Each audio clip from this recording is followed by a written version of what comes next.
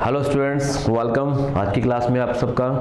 आज की क्लास में स्टूडेंट्स हम आगे एसएससी जे जो प्रीवियस ईयर क्वेश्चन कर रहे हैं, हम टॉपिक आगे बढ़ाते हैं और भी डिफरेंट तरह के क्वेश्चन ट्राई करेंगे। जैसा कि मैं आपको बता दूं, ये फर्स्ट क्वेश्चन है आज की क्लास का। अब एसी सर्किट वाले कुछ क्वेश्चंस डिस्कस होंगे, राइट। कुछ एसी सर्किट और जिसमें रेजोनेंस के क्वेश्चन भी आपको डिस्कस होंगे। स्टूडेंट्स, जैसा कि आज आप सब जानते हैं, मैंने आपको जो बताया हुआ है, क्या रूल है आपने अपनाना है। इंटरेक्शन रखनी है भाई, ज़्यादा से ज़्यादा इंटरेक्शन रखो। हाँ, मुझे कुछ कमेंट्स आ रहे हैं, मैं उनको जो आंसर्स हैं मैं क्लास के एंडिंग में दूंगा, ठीक है। तो आज क्वेश्चन स्टार्ट करते हैं सबसे पहले, then we will discuss the remaining things. Okay, the first question of the class is student, the effective value of the voltage। आपको एक वैल्यू दी हुई है, एक मैथमेटिकल एक्सप्रेशन गिवन है और आपको इस मैथमेटिकल एक्सप्रेशन में इफेक्टिव वैल्यू कैलकुलेट करनी है। Effective value, okay.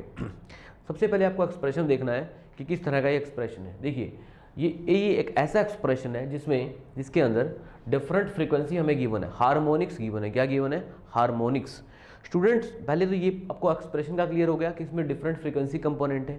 उसके बाद ये देखिए, इसमें अफेक्टिव वैल्यू पूछा हुआ है। अफेक्टिव वैल्यू मतलब total RMS value. Total RMS value, जब हार्मोनिक्स प्रेजेंट है तो टोटल आरएमएस वैल्यू कैसे निकलेगा? ओके, ठीक है जी। तो आंसर क्या रहेगा? 100 वोल्ट, 101.8 वोल्ट, 110 वोल्ट और 135 वोल्ट। ये चार ऑप्शन अवेलेबल है, ठीक है भाई। डीसी सर्किट की बात ठीक है। अब डीसी सर्किट में हम सिंपल, जो डीसी सर्किट में जो डीसी वैल्यू होती है वही आपकी एवरेज वैल्यू होती है और वही आपकी आरएमएस वैल्यू हुआ करती है। आरएमएस क्या होता है? Root mean square value. मतलब ये बताती है आरएमएस वैल्यू कि कितना हीटिंग इफेक्ट हमें आया है, किसी भी वेवफॉर्म में कितना हीटिंग इफेक्ट है उसका। एसी के केस में जनरली हम आरएमएस वैल्यू कैलकुलेट करते हैं और एवरेज वैल्यू, राइट। तो मैंने क्या कहा आपको कि डीसी के केस में वही आरएमएस वैल्यू होती है और सेम वैल्यू को हम एवरेज वैल्यू भी कहते हैं। लेकिन एसी के केस में आरएमएस और एवरेज निकालने के कंसेप्ट या एक्सप्रेशन डिफरेंट होते हैं, ठीक है। आरएमएस वैल्यू हीटिंग इफेक्ट बता रही है तो एवरेज वैल्यू हमें क्या बताती है? Charge transfer. ओके, देखेंगे आगे बढ़ के। अभी तो आरएमएस वैल्यू का ही क्वेश्चन है।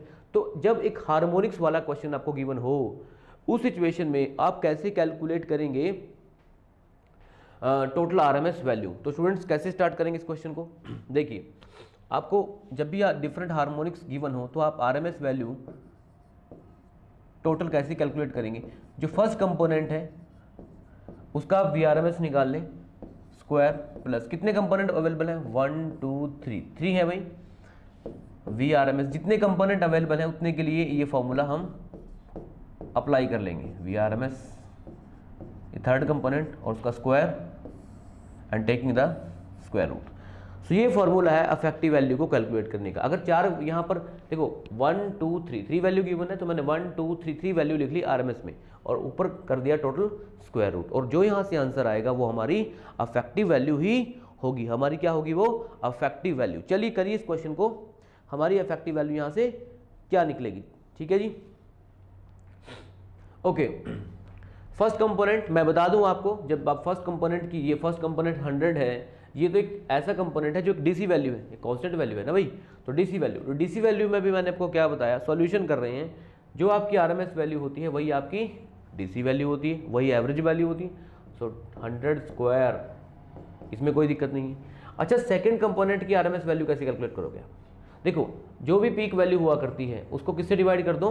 √2 से। किससे डिवाइड कर दो?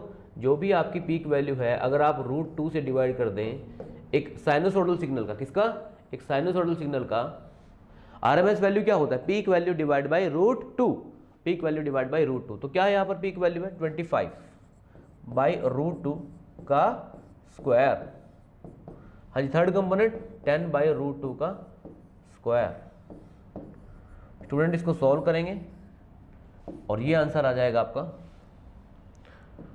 ये आंसर आ जाएगा आपका ये वाला 101.8 वोल्ट। 101.8 वोल्ट अप्रोक्सीमेट वैल्यू आपकी आ जाएगी। So this is the how we calculate the RMS value. समझ में आया? चलिए नेक्स्ट क्वेश्चन। ओके, ये एक आपको इस तरह का क्वेश्चन गिवन है जिसमें आपको, मैं बात कर रहा था कि आज हम एसी की ही बात कर रहे हैं, एसी सर्किट्स की। किसकी बात कर रहे हैं? AC circuit. आप एक बात ध्यान से सुन लो कि एसी सर्किट में हम जो लोड यूज़ करते हैं वो आर एल सी तीनों तरह के यूज़ कर सकते हैं, लेकिन डीसी सर्किट्स में, डीसी सोर्स में रेस्ट्रिक्शन है ओनली आर।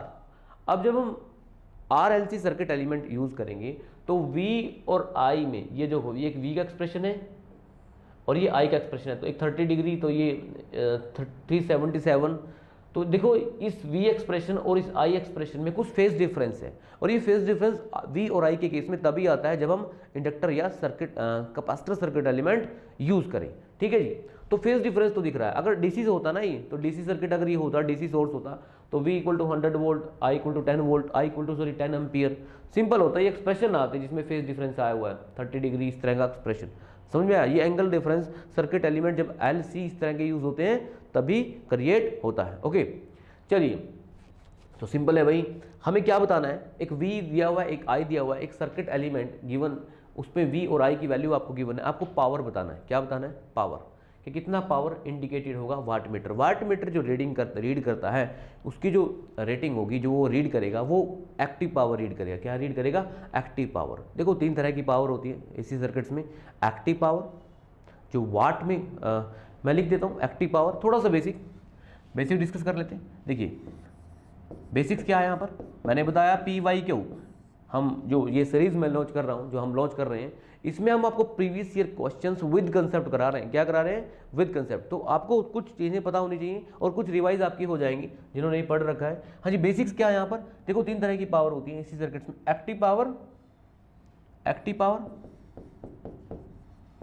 एक्टिव पावर, जिसको ट्रू पावर भी कहते हैं, real power, it is also called active power, also called real power, also called true power. Okay, measurement is always in watt, kilowatt, megawatt, depend करेगा भाई। Okay, the second one is reactive power, also called imaginary power, so it is measured in kVAR, simple A var or kVAR, right? And one is called apparent power. The unit is VA, kVA, right? These are the basics. Okay, so active power, the power which is consumed only in the resistive part of the circuit. Reactive power which is consumed, which is used in the inductor capacitor circuit element. So apparent power क्या होती है? ये तो register के लिए हो गया, ये इंडक्टर कैपेसिटर के लिए हो गया। सो what is the apparent power? Apparent power is nothing but, हाँ जी क्या होती है? कोई बताएगा? कमेंट सेक्शन में पोस्ट कर लें और फिर बता देना मुझे, स्क्रीनशॉट कमेंट सेक्शन में डाल देना आपके इस पर्टिकुलर टाइम पे आपने बता दिया था ये आंसर। मैं आपको टाइम दे रहा हूँ कि व्हाट इज एपरेंट पावर। ठीक है, क्वेश्चन पहले मैं कर लूँ, फिर मैं बता देता हूँ कि what is apparent power, right? Okay, अच्छा स्टूडेंट्स, मुझे और भी कमेंट्स बोल रहे हैं कि कुछ स्टूडेंट्स के मुझे अच्छे कमेंट्स ये आए हैं कि वो इंटरेस्टेड हैं और डेफिनेटली इलेक्ट्रिकल मशीन इस तरह के सब्जेक्ट वो करना चाहते हैं, राइट?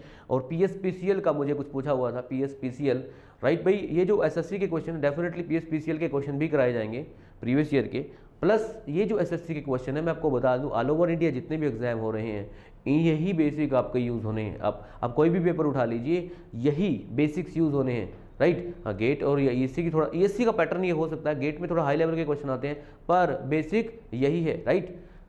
ठीक, एक बार आप कंफर्टेबल हो जाए, प्रैक्टिस कर लें, आपके फॉर्मूला जितने भी आपको न्यूमेरिकल करने का आपका जो कॉन्फिडेंस है वो बढ़ जाए, then we will see different type of exams के प्रीवियस ईयर क्वेश्चन जो भी आप चाहते हैं, राइट? मैं काम कर रहा हूँ चीज़ों पे, तो आप निश्चित रहें इस बात के लिए। चलिए करते हैं start. So how we will get the power consumed by the power indicated by the watt meter in this question. तो क्या करें भाई? देखो पावर क्या होती है, VI cos phi, ये फॉर्मूला आपने लगाना है एक्टिव पावर के लिए। VI cos phi यहां पर क्या है? ये एक पावर फैक्टर होता है cos phi। अच्छा, फाई क्या है? Angle difference between voltage and current. अच्छा, अगर ये कौन सी पावर हम निकाल रहे हैं? P से रिप्रेजेंट कर रहे हैं एक्टिव पावर। कौन सी पावर निकाल रहे हैं? Active power. Okay, the active power which is consumed in the register, और ये सोर्स से जाएगी लोड पे और लोड में जाके कंज्यूम हो जाएगी, राइट? अच्छा, एक पावर और भी होती है एक्टिव पावर के बाद, रिएक्टिव पावर।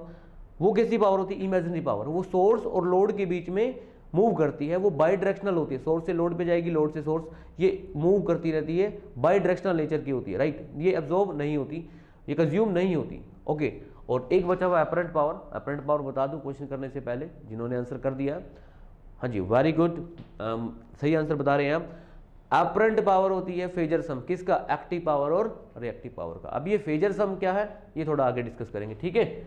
चलिए अच्छा यहां पर आपको निकालनी है VRMS, ये IRMS। अच्छा अगर यहां पर रिएक्टिव पावर निकालनी होती तो क्या करते, VI sin फाई आ जाता है, क्या आ जाता, VI sin फाई। ओके चलिए हाँ जी VRMS बताओ भाई, एक साइनोसॉइडल सिग्नल ये दिया गिवन है आपको 100 sin 377, इसका RMS वैल्यू बनेगा पीक वैल्यू जो गिवन है डिवाइड बाय √2। हाँ जी करंट का बताओ भाई 10 sin 377t प्लस 30 डिग्री। कुछ स्टूडेंट सोच रहे होंगे कि जब फेज शिफ्ट आ गया तो RMS वैल्यू पे फर्क क्या पड़ेगा। RMS वैल्यू शेप पर डिपेंड करती है, फेज शिफ्ट पे डिपेंड नहीं करती। आपका वेवफॉर्म देखिए, आपका वेवफॉर्म यहां से स्टार्ट हो जाए या आपका वेवफॉर्म डिले हो जाए या आपका वेवफॉर्म एडवांस हो जाए, राइट, किसी भी सिचुएशन में RMS वैल्यू चेंज नहीं होगा। RMS वैल्यू साइनोसॉइडल सिग्नल का हमेशा पीक वैल्यू डिवाइड बाय जो भी पीक वैल्यू है डिवाइड बाय √2 ही रहेगा, √2 ही रहेगा। तो ये आपका क्या आ गया RMS वैल्यू। ओके ये RMS वैल्यू किस पे डिपेंड करता है, only shape of the waveform, shape of the waveform, ठीक है जी। तो लिख लीजिए 10/√2, तो इसका भी यही आ जाएगा। अच्छा एंगल कितना है, cos 30 कितना है भाई, ये 100 sin, मैं लिख देता हूँ एक बार, देखो वोल्टेज क्या है, वोल्टेज तो है आपकी 100 sin 377, राइट, वोल्टेज है आपकी 100 sin 377, इसको ऐसे लिख लो, आप लिख सकते हैं। और करंट क्या है 10 sin 377, यहाँ टी भी है भाई, टी प्लस 30 डिग्री, ठीक है। तो आप ये देखिए ये कितना डिफरेंस है 30, तो cos 30 आ गया, कितना आ गया cos 30, और cos 30 होता है, cos 30 की वैल्यू क्या होती है √3/2, √3/2 सॉल्व कर लें, 100/√2 10/√2 और √3/2, ठीक है जी, √3/2, ठीक है जी। तो इसके आपको आंसर मिल जाएगा। हाँ जी क्या इसका आंसर है, 1000 वाट है, 774 है, 500 वाट है, अप्रोक्सीमेट 433 वाट इसका आंसर है। क्या आएगा, वाट आएगा, क्योंकि एक्टिव पावर पूछा हुआ है। क्या पूछा हुआ है, एक्टिव पावर, तो इसका आंसर क्या आएगा, वाट। A series resonant circuit implies, हाँ जी सीरीज रेजोनेंट सर्किट्स, देखो दो तरह के सर्किट आपके पास होते हैं, series resonant circuit, RLC series resonant circuit और RLC parallel resonant circuit, right. तो ये पूछ रहा है सीरीज रेजोनेंट सर्किट जिसमें RLC सर्किट एलिमेंट की बात हो रही है, ये इस तरह की बात कर रहा है, ये इस तरह का सीरीज रेजोनेंट सर्किट की बात कर रहा है, R, L और C। मैंने कहा जब आपके पास तीनों सर्किट एलिमेंट यूज होते हैं तो आप AC सोर्स यूज कर रहे हैं। ये कह रहा है कि जब रेजोनेंट आ जाएगा सीरीज रेजोनेंट सर्किट में, इस RLC सर्किट में, तो क्या ऑप्शन बनेगा, zero power factor maximum current, unity power factor maximum current, unity power factor minimum current और zero power factor and minimum current. Okay मैं डायरेक्ट बता रहा हूं आपको, देखो हमेशा याद रखना जब भी आप ये जो आपका सर्किट होता है इसका टोटल इंपीडेंस बताओ क्या होगा, R + J XL - XC। और अब ये देखिए जब आपकी रेजोनेंस कंडीशन आएगी तो आपका ये वाला पार्ट जीरो हो चुका होगा, इमेजिनरी पार्ट, सर्किट कैसा बचेगा, ओनली रेजिस्टिव। और जब सर्किट रेजिस्टिव बचा तो रजिस्टिव सर्किट में जो V और I का, जो V होता है और जो I होता है, उनका फेज डिफरेंस कितना होता है भाई, 0। मैंने क्लास में बताया था आपको। मतलब रजिस्टिव सर्किट का आप हमेशा याद रखना, जो पावर फैक्टर होता है, पावर फैक्टर वो कोस फाई क्या है, 0। पावर फैक्टर होता है आपका कोस फाई, तो फाई की वैल्यू रजिस्टिव सर्किट में हमेशा कितनी होती है, 0। तो कितना हो गया ये आंसर,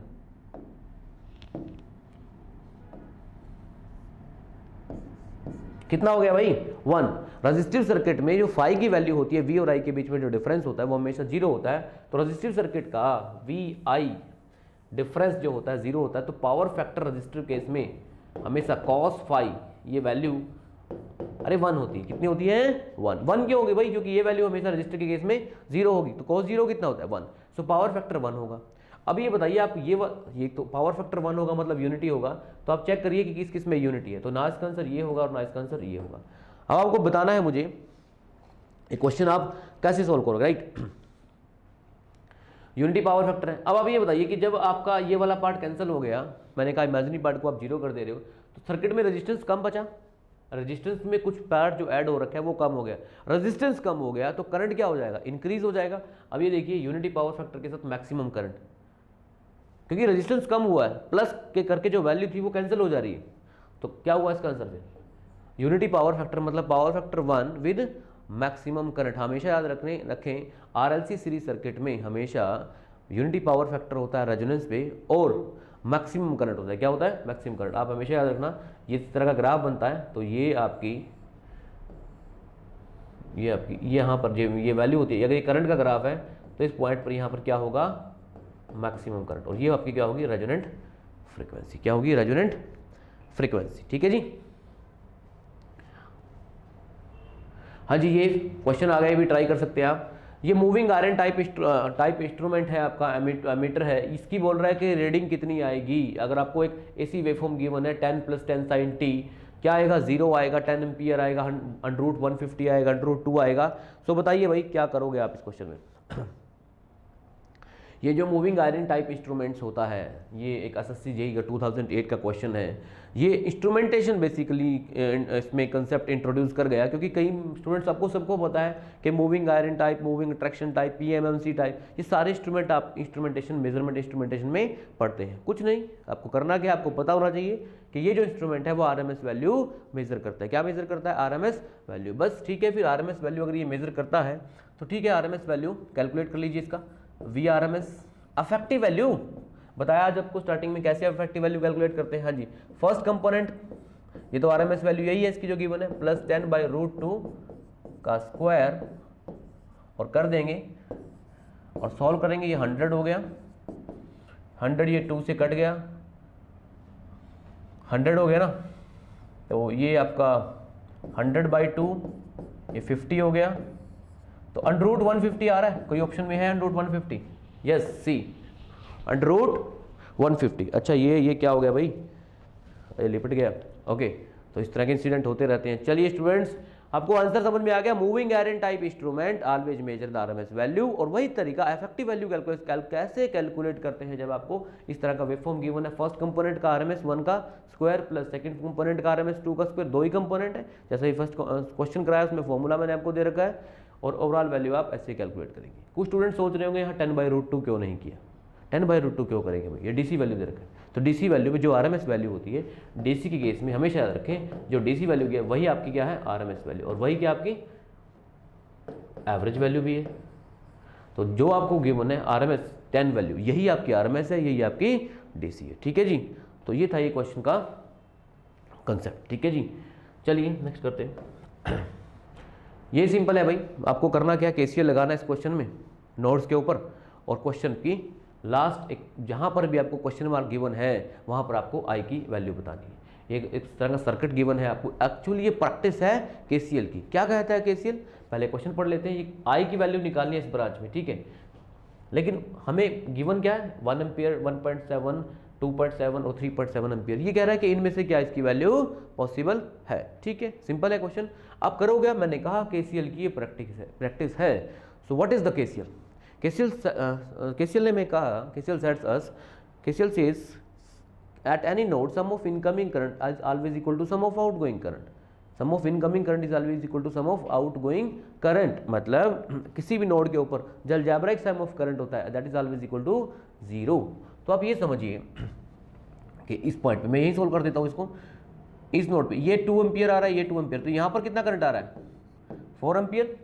अरे जब एक पर्टिकुलर नोड पे, नोड क्या होती है, जब आपके डिफरेंट सर्किट एलिमेंट कनेक्ट होते हैं, तो इस ब्रांच में कोई सर्किट एलिमेंट लगा होगा, इसमें लगा होगा, इसमें भी लगा होगा, तो यहाँ पर एक नोड बनी, तो 2 आ रहा है, 2 आ रहा है, तो आगे कितना जाएगा, मैंने कहा sum of incoming equal to sum of outgoing, तो 2 + 2 4 हो गया। 4 में से 1 एम्पियर ऊपर निकल गया, तो यहाँ पर कितना आ गया, 3 एम्पियर। कितना आ गया, कितना आ गया, 3 एम्पियर। 3 एम्पियर में से 1.3 इधर निकल गया, 3 में से 1.3, तो इधर कितना आएगा, 1.7 एम्पियर। बस ठीक है, अब कर लो ना। अगर इस ब्रांच में आप 1.7 ले रहे हो ना, तो 1.7 और 1.3 कितना होता है 3, 3 और 1, 3 इधर आ रहा है 1 उधर जा रहा है, तो 4 हो गया। 4 कैसे बना, 4 कैसे बना, 2 ये, तो ठीक है, बी आंसर 1.7 एम्पियर, राइट। तो ये सिंपल प्रैक्टिस का क्वेश्चन था भाई, जो आप ट्राई कर सकते थे। ठीक है स्टूडेंट्स, मैं आपको बता दिया कि क्या करना है आपको। अब आपका काम क्या है, मैं आपको अच्छे से क्वेश्चन, देखो एक एक कंसेप्ट आपको बताया जा रहा है क्वेश्चन के साथ साथ, ये कहाँ से क्वेश्चन आ रहा है, ऐसे नहीं मैं डायरेक्ट क्वेश्चन को सॉल्व कर रहा हूँ। बस आपको करना क्या है, ये मेरी बात समझिए, आप मेरी बात सुन लीजिए ध्यान से, कि आप चैनल को सब्सक्राइब कर लें, शेयर करें अच्छे से, आप समझ रहे हैं, और लाइक कर लें, नोटिफिकेशंस पे भी क्लिक कर लें कि जल्दी से जल्दी आपको जैसे ही लेक्चर स्टार्ट हो आपको नोटिफिकेशन मिलता रहे, राइट। तो ये सब चीज़ें आप करेंगे, आप मेरे साथ कनेक्ट रहेंगे, और आप जैसे मुझे कमेंट कर रहे हैं मैं उनके आंसर्स आपको साथ साथ दे रहा हूँ, राइट। ठीक है स्टूडेंट्स, मिलते हैं नेक्स्ट क्लास में। Thank you very much.